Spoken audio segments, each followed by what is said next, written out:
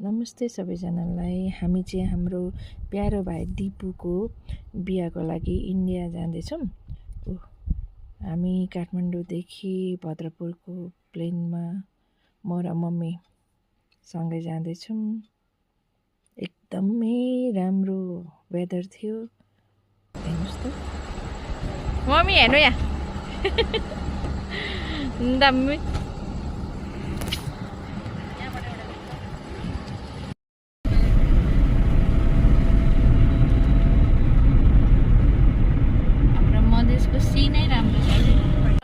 दिपुले कति धेरै कराई र डाडु चाटेछ।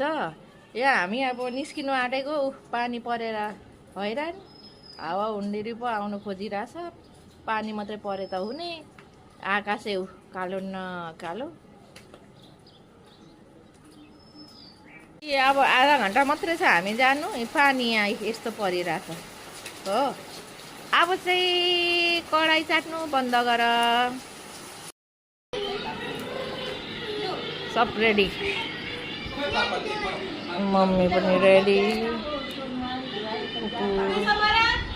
मनो, सुभाष, सामान। हामी आउँदैछौँ है।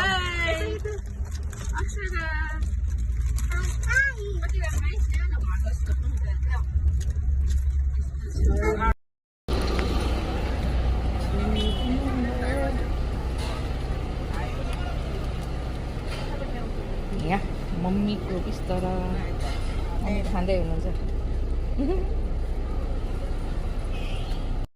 एट लास्ट हामी दुर्गापुर आइपुग्यौँ।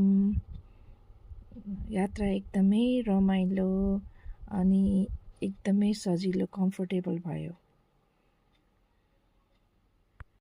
अब हामी चाहिँ चन्द्र दिदीको घर जाँदैछौँ। अलिअलि पानी परेर शीतल भएको थियो।